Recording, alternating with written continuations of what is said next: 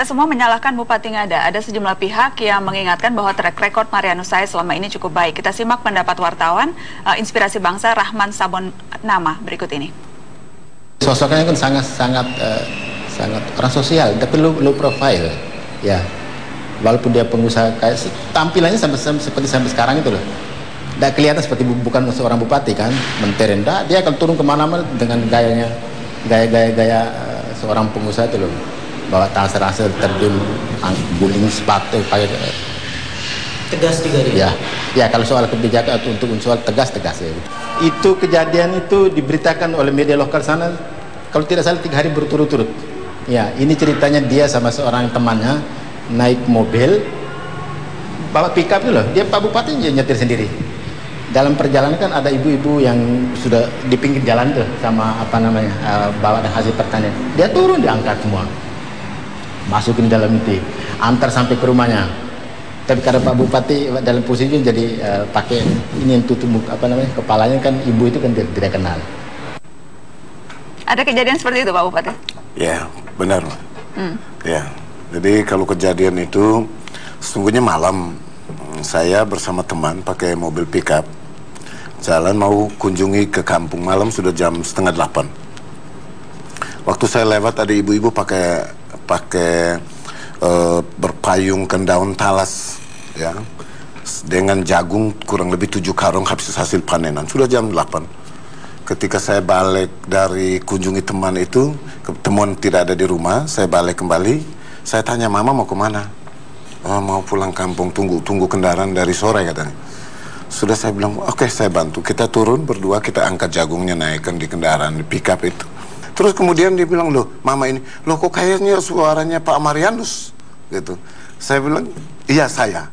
Begitu buka mama ini menangis, menangis. Saya terus bangun, saya jalan Mbak. Jadi ini ada beberapa hal yang memang. Jadi sebetulnya Anda tuh baik hati Pak Bupati? Enggak juga Mbak, itu asal tidak arogan saja, baik hati Anda itu. Ya, kalau arogan itu penilaian ya. Kadang-kadang hal yang benar itu, ketika kita lakukan hal yang benar, orang merasa ketika kita ingin merubah sesuatu, ya dikatakan arogan. Mbak, saya pernah disampaikan arogan oleh para PNS. Pada saat Mbak bayangkan, dari 1.300 pegawai, kalau bisa kerja 500 itu sudah syukur. Jadi pada saat itu, saya masuk jadi begitu dilantik, saya coba ini. Apa yang terjadi Mbak?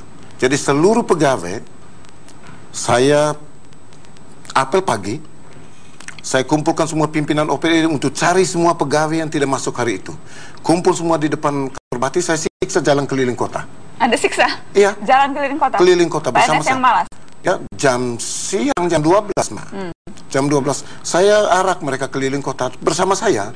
Pak Marianus, kalau kemudian kita mencari tahu apa yang terjadi di Kabupaten Ngada, terutama berkaitan dengan bupatinya, ada banyak kemudian tudingan-tudingan yang juga diarahkan kepada Anda.